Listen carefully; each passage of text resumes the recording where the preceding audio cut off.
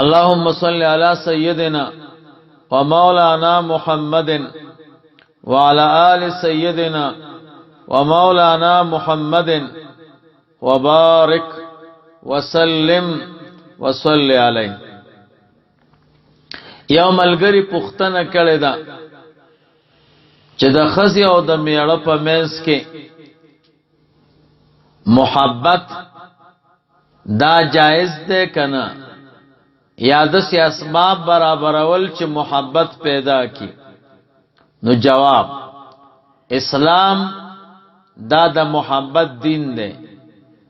د محبت مخالف نه ده، ترسو پورې چې په دې محبت باندې د ګناهونو نه یو ګناه نه مرتب شوی. لیکن ما په خپل الکبائر د زهبی کې لیدل دي،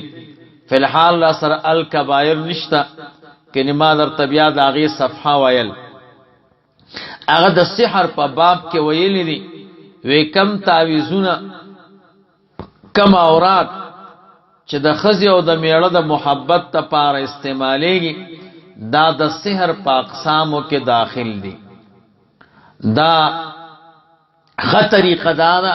چې د دې په منځ کې محبت د اسلام په طریقه داخل شي، دواړه د اسلام پابند شي، خود به خود به د دې په منځ کې محبت راشي. دا مسله لیکل د الفتاوی شرعیه اول جلد صفحه 1 او 3